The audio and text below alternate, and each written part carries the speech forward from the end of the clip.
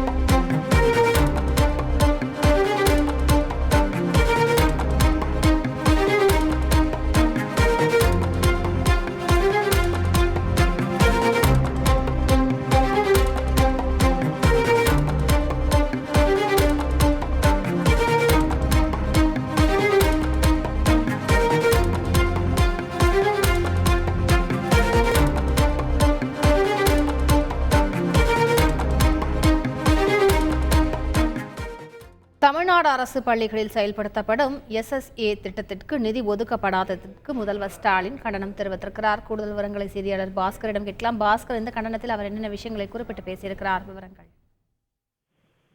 தேசிய கல்விக் கொள்கையை ஏற்காத மாநிலங்களுக்கு நிதி மறுக்கப்படுவதாக தமிழக முதலமைச்சர் இந்த வலைதள பதிவு மூலமாக சுட்டிக்காட்டியிருக்கிறார்.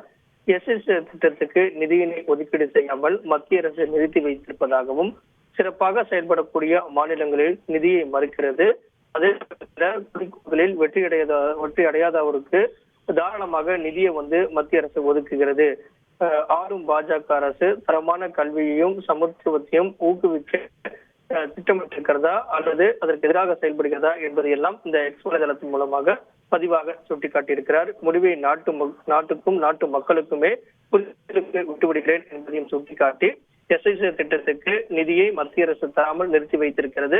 தேசிய கல்விக் கொள்கையை ஏற்காத மாநிலங்களுக்கு இது போல நிதியை வெளியிடாமல் நிறுத்தி வைப்பது கண்டனத்துக்குரியது அப்படிங்கறதுதான் இந்த வலைதள பதிவு மூலமாக சுட்டிக்காட்டியுள்ளார் தமிழக முதலமைச்சர் மு க ஸ்டாலின். கூடுதல் விவரங்களுக்கு நன்றி பாஸ்கர்.